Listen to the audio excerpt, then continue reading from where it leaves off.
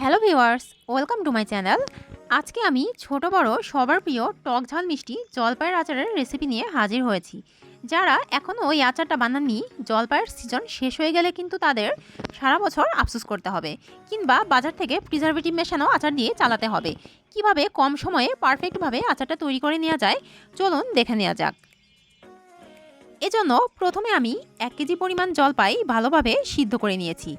এবার সিদ্ধ করা জলপাইগুলোকে হাত দিয়ে চটকে ভালোভাবে ম্যাশ করে নিতে হবে। বেশি বিচি পছন্দ না করলে চাইলে কিছু পরিমাণ বিচি বেছে ফেলে দিতে পারেন। এবার আচারের মশলা তৈরির জন্য একটি প্যানে 1 চা চামচ ধনিয়া দিয়ে কিছুক্ষণ ভালোভাবে ভেজে এবার 1 চা চামচ জিরা দিয়ে দিব। ধনিয়া ভাজতে একটু সময় লাগে, তাই ধনিয়াটা একটু ভেজে তারপর জিরা দিয়ে দিতে হবে। জিরা 1 মিনিটের মতো ভেজে নামিয়ে মশলাগুলোকে গুঁড়া করে নিব। এবার আচার তৈরি করার জন্য একটি প্যানে 250 ml পরিমাণ সরিষার তেল দিয়ে দিব। আচার অবশ্যই সরিষার তেল দিয়ে তৈরি করতে হবে। তেল গরম হয়ে এলে এতে 1 চা চামচ পাঁচফোড়ন ও 5 থেকে 6টি শুকনা মরিচ ভেঙে দিয়ে দিতে হবে। এবার মশলার গন্ধ বের হলে চুলাটা বন্ধ করে একে একে বাটা মশলাগুলো দিয়ে দিতে হবে। চুলা জ্বালিয়ে মশলা দিলে অনেক তেল মশলা ছিটে বাইরে চলে আসে, তাই চুলা বন্ধ করে মশলাটা দিলে মশলা ছিটে আসে না। এখানে আমি 2 টেবিল চামচ সরিষা বাটা, 2 টেবিল চামচ আদা বাটা, 8 টেবিল চামচ রসুন বাটা দিয়ে দিচ্ছি। এখানে আমি বড় সাইজের 6টা রসুন দিয়েছি। এবার চুলা জ্বালিয়ে মশলাগুলোকে ভালোভাবে কষিয়ে নিব। আর আমি বাজার থেকে জলপাই এনে 2 থেকে 1 দিন পর আচারটা বানানোর চেষ্টা করি। টাটকা জলপাই দিয়ে আচার বানালে আমার কাছে একটু কষকষ ভাব লাগে, তাই চেষ্টা করবেন 2 থেকে 1 দিন পর আচারটা বানানোর। কেউ চাইলে টাটকা জলপাই দিয়েও আচারটা বানিয়ে নিতে পারেন। মশলা কিছুক্ষণ কষানো হয়ে গেলে এবার এতে 2 চা চামচ হলুদ গুঁড়া ও 1 চা চামচ মরিচ গুঁড়া মিশিয়ে নিব।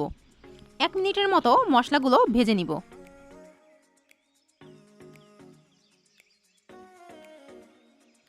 মশলাগুলো ভাজা হয়ে গেলে এবার এতে ম্যাশ করে রাখা জলপাইগুলোকে দিয়ে দিতে হবে।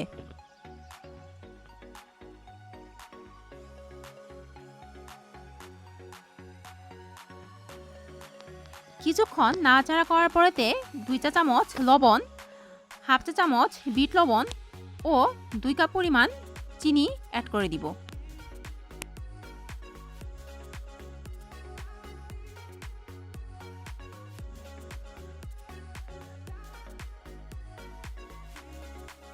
চুলার আঁচটা মিডিয়ামে রেখে অনবরত নেড়ে যেতে হবে, না হলে আচার নিচে লেগে গিয়ে পুড়ে যেতে পারে। এবার এতে হাফ কাপ পরিমাণ ভিনেগার অ্যাড করে দিব।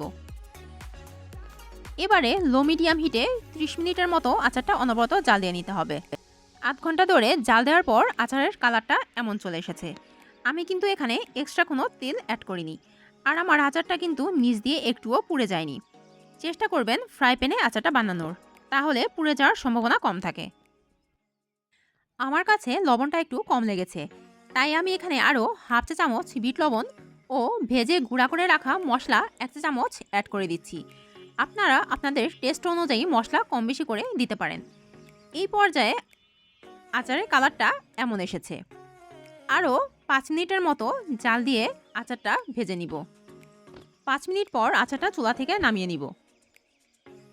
কেউ চাইলে আরও কিছুক্ষণ ধরে আচারটা ভেজে নিতে পারেন। এই আচারটা দেখতে যেমন লোভনীয় লাগছে, খেতেও কিন্তু অনেক মজা।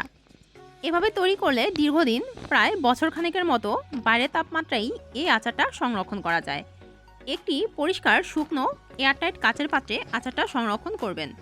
এই আচার এতটাই টেস্টি হয় যে ভাত, রুটি বা খিচুড়ি যে কোনো কিছুর সাথেই কিন্তু খাওয়া যায়।